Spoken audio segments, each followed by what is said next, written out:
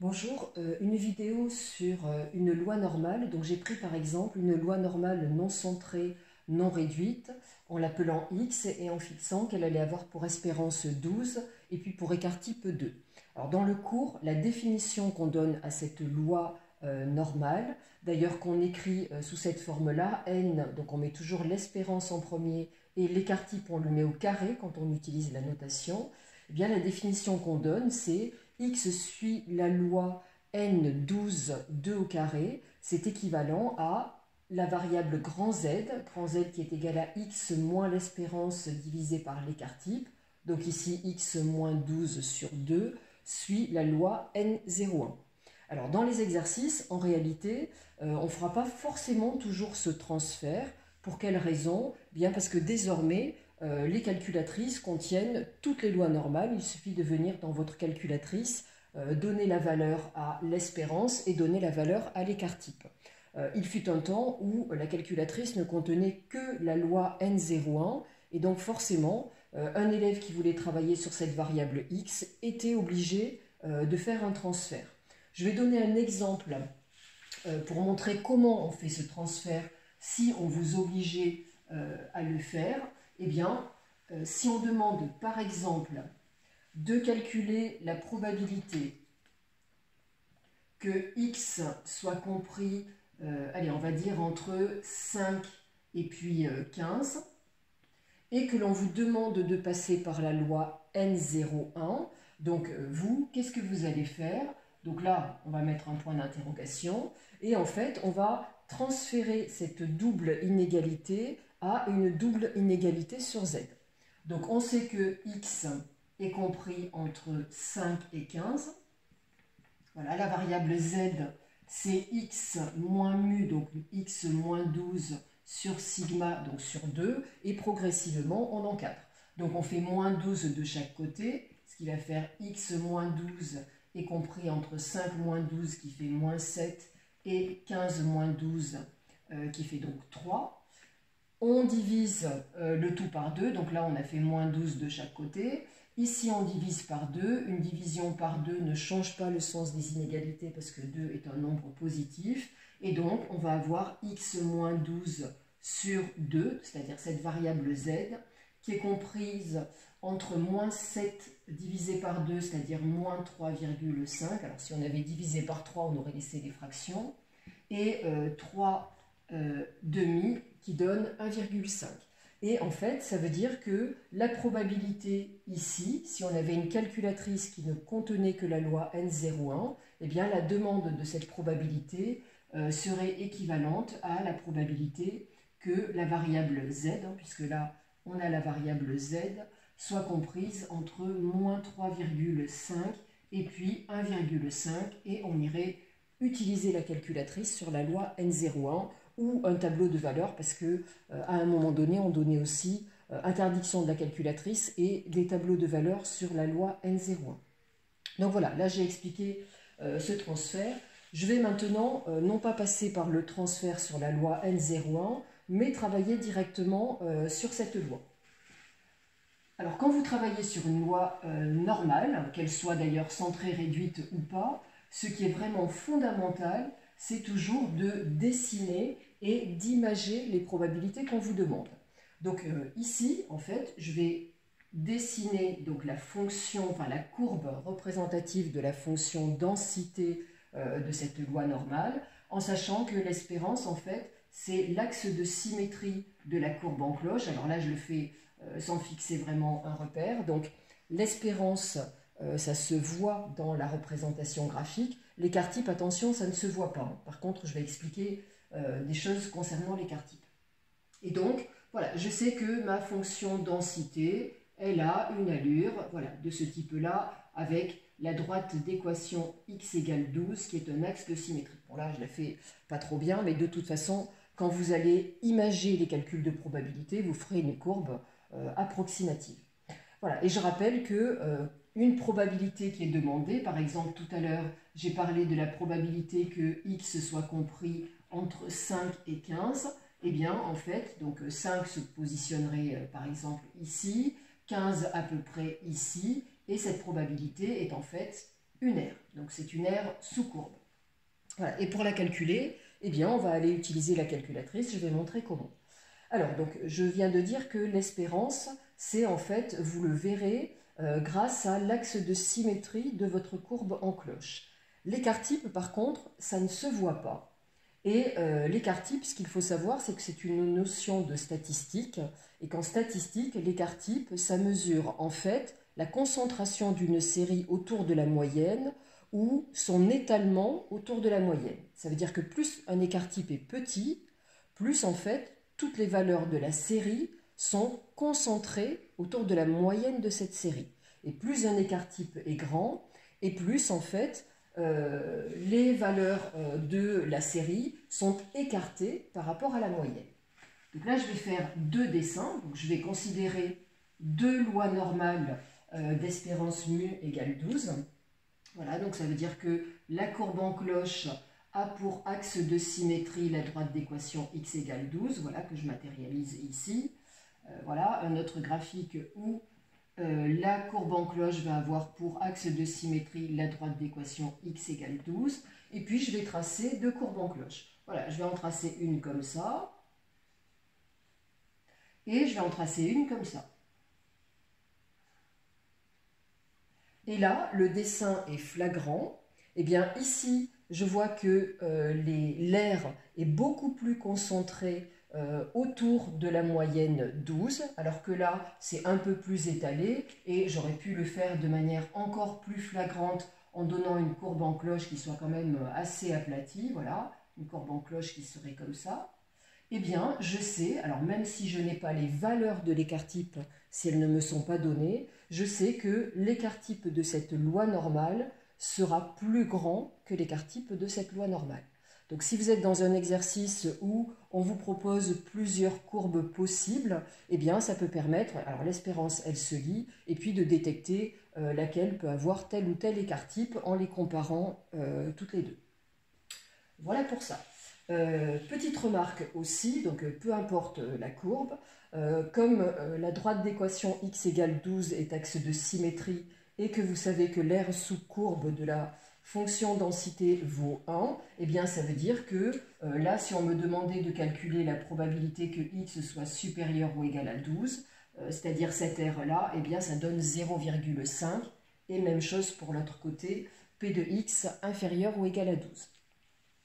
Voilà, je vais maintenant passer à l'utilisation de la calculatrice. Alors, la calculatrice, savoir quand même qu'on peut très bien vous l'interdire. Et si on vous l'interdit, en fait, c'est qu'on est sur une propriété de cours, parce qu'il y a la propriété qu'on appelle du 1, 2, 3 sigma.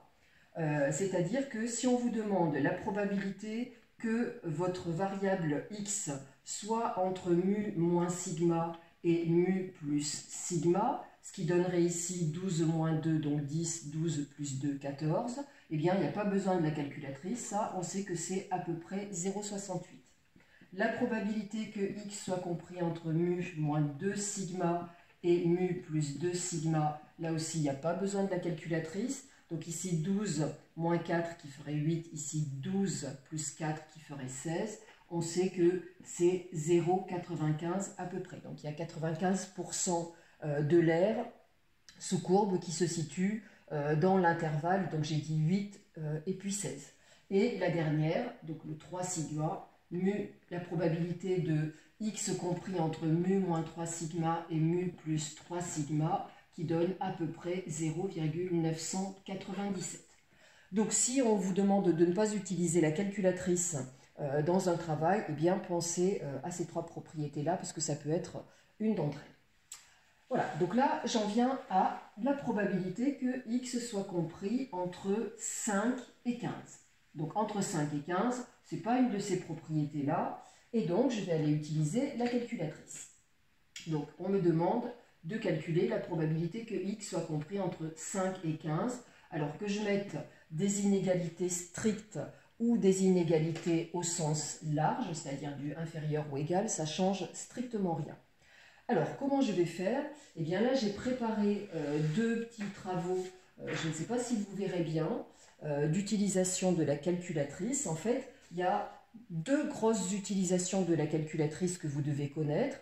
quand on vous donne à l'intérieur de la parenthèse ce qu'il faut, et qu'on vous demande de trouver, donc ça sera une valeur approximative, la probabilité qui est là. Donc il faut que vous sachiez utiliser votre calculatrice, aussi bien la Casio que la TI suivant ce que vous avez. Et puis l'autre travail sur la calculatrice, c'est quand on vous donne la probabilité, par exemple 0,8, et qu'on vous demande de trouver l'intérieur de la parenthèse. Et donc là, c'est deux manipulations différentes. Là, c'est du NCD ou norme FREP sur les TI, et puis là c'est de inverse norme qu'il faut utiliser. Voilà, donc là je vais procéder sur celle-ci. On me demande la probabilité que x soit compris entre 5 et 15. Donc je vais mettre en évidence la façon dont on fonctionne avec la Casio. Alors il y a deux fonctionnements, je vais privilégier le passage par le menu Stat. Donc on allume sa calculatrice, bien évidemment. On va dans le menu Stat. Sur le menu Stat, eh bien, on a graphe, calque, test, etc. À un moment donné, on a dist, donc on va sur dist. Quand on va sur dist, on a norme, T, CHI, etc. et notamment la loi binomiale. Donc vous avez peut-être déjà manipulé la calculatrice comme ça, avec la loi binomiale. Donc là, on va sur norme. Quand on va sur norme, on a trois possibilités. NPD, donc NPD, on s'en servira jamais. NCD ou inverse norme. Donc NCD, c'est quand on a les quantités ici, et inverse norme, c'est quand on nous donne la proba et qu'on veut ce qu'il y a à l'intérieur. Donc là, on va sur NCD. Quand on va sur NCD, donc je l'ai marqué ici, on reste sur data variable, et puis en fait, la calculatrice va nous demander la borne de gauche, c'est le fameux lower, la borne de droite, c'est le fameux upper, et puis ça va nous demander sigma, donc l'écart-type et l'espérance. Alors attention, sur la Casio, l'écart-type est demandé avant l'espérance, alors que sur la TI, c'est l'espérance qui est demandée avant l'écart-type. Donc l'intérêt de dessiner, c'est de bien visualiser la borne de gauche et la borne de droite. Donc là, hop, je redonne approximativement, voilà, ça c'est l'axe de symétrie. Je trace ma courbe en cloche, la voilà. Je viens positionner 5, je viens positionner 15, voilà. Et je sais que sur la calculatrice, eh bien, la borne du bas, le fameux lower, eh bien, ça sera 5, donc ce qui est là. La borne du haut, upper, ça sera 15, voilà. Le sigma, il est égal à 2. L'espérance, elle est égale à 12. Et donc, je fais exé et j'obtiens que cette probabilité-là de x compris entre 5 et 15, eh bien, c'est égal à peu près. Alors, après, on vous donnera une approximation à donner. Donc là, je vais donner à 3 chiffres après la virgule. Ça donne à peu près 0,900. Alors, il y a 9, 3, 2, et après le 2, il y a un 9. Donc, on arrondit à 0,933. Voilà, si par exemple, donc, rien de difficile dans l'utilisation de la calculatrice en fait, il faut juste placer les choses au bon endroit. J'ai donné d'autres exemples. Si par exemple on me demande, je vais laisser la courbe comme ça, je ne vais pas la refaire plusieurs fois, mais à vous de la matérialiser vraiment à chaque fois, hein, ça c'est impératif. Si on me demande par exemple la probabilité que x soit supérieur ou égal à 13. Voilà, donc je viens positionner 13, allez hop, je le mets là, donc on est en train de me demander cette aire sous courbe. Alors, d'après ce que j'ai dit tout à l'heure, la probabilité ici de x supérieur ou égal à 12, je sais que c'est égal à 0,5, donc là par avance je sais que ça va être plus petit que 0,5. Ce qui est important quand on matérialise, c'est qu'on a compris que la calculatrice allait nous demander la borne de gauche, la borne de droite, et là, donc la borne de gauche, le fameux lower, eh bien c'est 13. La borne de droite, le fameux upper, eh bien ça devrait être plus l'infini, pardon, parce qu'on sait très bien que la fonction densité de la loi normale, eh bien c'est une fonction qui est définie sur moins l'infini plus l'infini. Et en fait, plus l'infini sur la calculatrice, ça ne se note pas. Et donc en fait, on va remplacer par 10 à la puissance 99. Voilà, et donc ce 10 à la puissance 99, donc il va venir s'écrire, donc par exemple c'est ici, borne du bas 13, borne du haut 10 puissance 99, donc l'écart type 2, l'espérance 12, Et cette probabilité-là, elle vaut à peu près 0,30. Il y a un 8, il y a un 5, donc puisqu'après le 8, il y a un 5, on arrondit à 0,309. Si on me demandait de calculer P de x inférieur ou égal à 11, bien tiens, là, j'aurais pas besoin d'aller utiliser la calculatrice parce que, donc si je viens placer 11 ici, justement par le fait de la symétrie de la courbe en cloche par rapport à cette droite d'équation x égale 12, puis je peux le matérialiser par le schéma, eh bien, cette probabilité-là, cette R-là ou cette R-là, c'est la même chose. Donc ça, c'est la même chose que P de x supérieur ou égal à 13, et c'est donc 0,309 à peu près. Si on me demande la probabilité, je vais enlever ça, la probabilité que x soit inférieur ou égal à 10, donc la probabilité que x soit inférieur ou égal à 10, donc là aussi je matérialise, hop, donc ma droite, enfin mon axe de symétrie, ma courbe en cloche, voilà, donc je positionne 10 ici, on est en train de me parler de cette R là, donc là la borne de gauche, le fameux lower, eh bien ça serait moins l'infini, et moins l'infini, comme je ne peux pas l'écrire, eh bien je vais donner un nombre très grand négatif, et je vais mettre moins 10 à la puissance 99. Moins 10 à la puissance 99, c'est donc moins 1 avec 99 zéros derrière. Attention à ne pas vous tromper, par expérience je sais que des élèves se trompent et mettent 10 à la puissance moins 99. 10 à la puissance moins 99, c'est 0,00, etc. 99 zéros au total et un 1 au bout. Ce n'est pas du tout un nombre du type moins l'infini, c'est un nombre du type 0. Donc la borne du bas, moins 10 à la puissance 99. La borne du haut, eh bien ça sera 10. Voilà, l'écart type de l'espérance 12. Et cette probabilité, à l'aide de la calculatrice, alors je l'avais noté quelque part. Donc cette probabilité, hop, je ne vais pas calculer. Donc voilà, vous l'obtenez à l'aide de la calculatrice et c'est pas bien compliqué à avoir. Dernière chose, donc le fameux inverse norme. Je vais aller chercher ma calculatrice pour l'obtenir.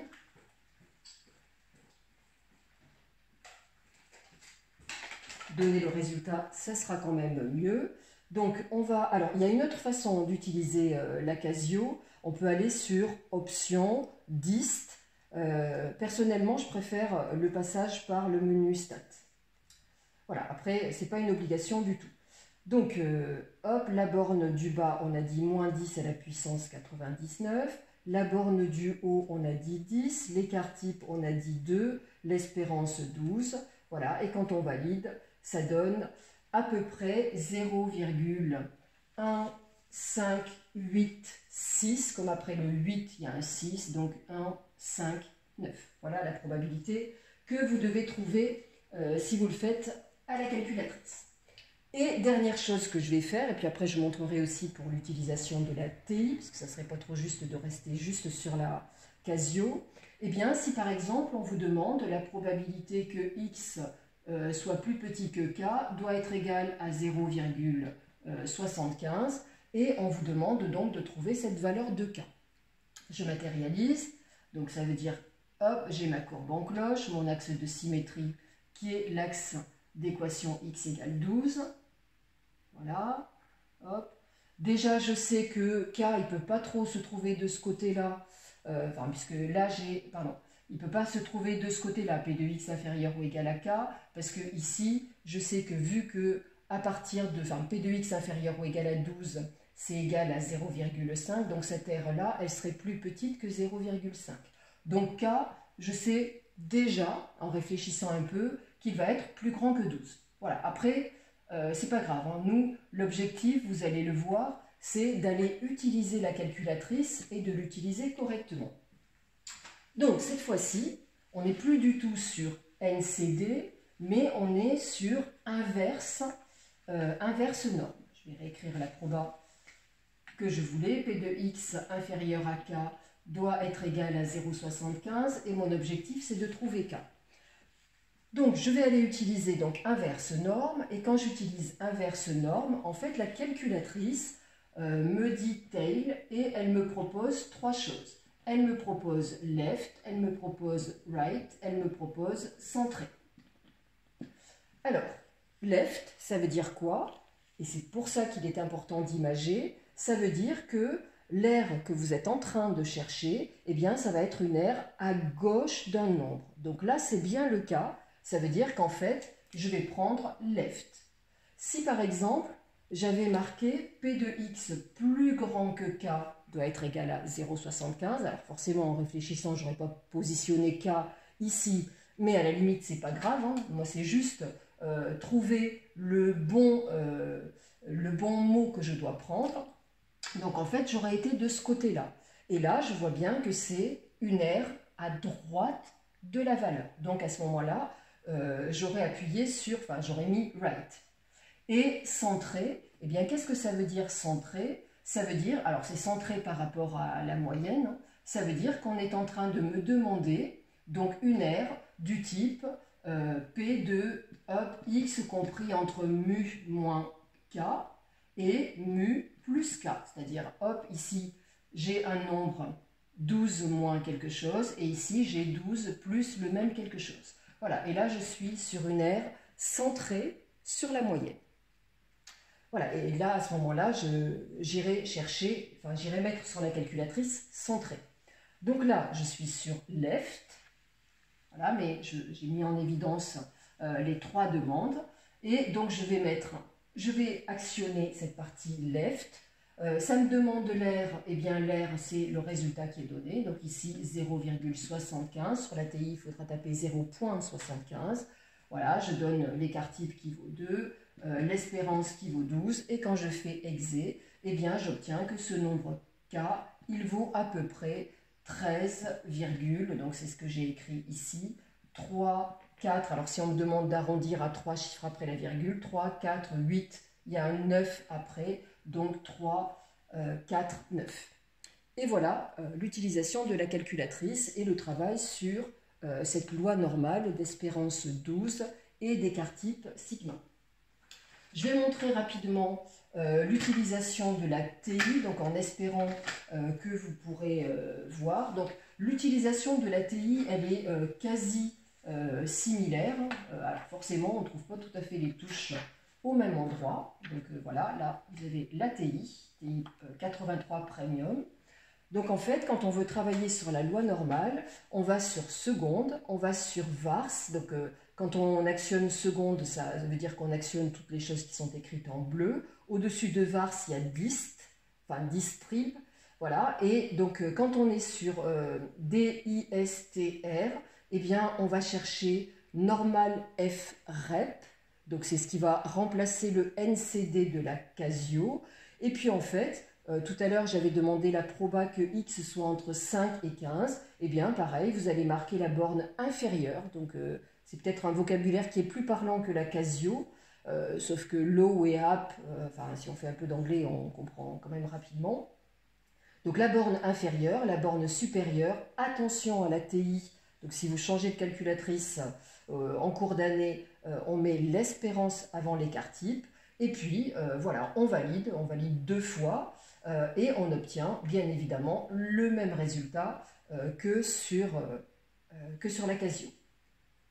Tout à l'heure, j'avais fait la probabilité que x soit plus grand que 13, donc oui, c'était ce résultat-là. X soit plus grand que 13, et bien pareil, borne inférieure, on met 13, borne supérieure, on met 10 à la puissance 99, c'est exactement le même fonctionnement. C'est juste que l'entrée n'est pas la même. C'est seconde, dist et puis f rep.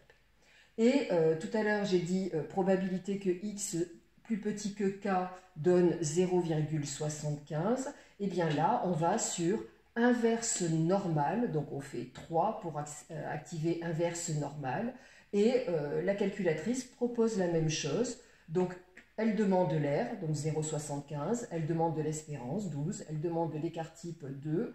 Ensuite, elle vous demande, est-ce que c'est une aire à gauche, centrée ou à droite. Donc là, à vous de dessiner puis de voir ce qui est demandé. Donc en fait, vous travaillez, vous allez avec le curseur sur les différentes, soit sur gauche, soit sur centré, soit sur droit. Vous descendez avec le curseur pour aller sur coller, et puis ensuite vous faites entrer, et ça vous donne, comme avec la Casio, 13, à peu près 349. Donc on travaille sur la Casio ou qu'on travaille sur la TI, c'est à peu près le même style de fonctionnement. Voilà, et donc j'ai essayé dans cette vidéo de faire l'utilisation de la calculatrice, mais de vous parler aussi de l'intérêt de dessiner vraiment, et puis de cette propriété du 1, 2, 3 sigma à laquelle il faut faire attention. Alors, un petit conseil avant de terminer, lisez bien un énoncé. Voilà, parce que des fois, on a des énoncés un petit peu tordus. Une variable aléatoire, elle va toujours avoir un contexte, un sens. Et dans les demandes, des fois, eh bien, on est en train de travailler un peu sur le contraire de ce que représente cette loi. Donc, soyez très vigilants sur la lecture de l'énoncé, mais en gros, il n'y a pas de difficulté particulière sur les lois normales. Voilà, donc j'espère que j'aurai été claire. La vidéo est un petit peu longue, mais il y a quand même beaucoup de choses à dire, et notamment l'utilisation des calculatrices. Voilà, je vous souhaite bon courage. Au revoir.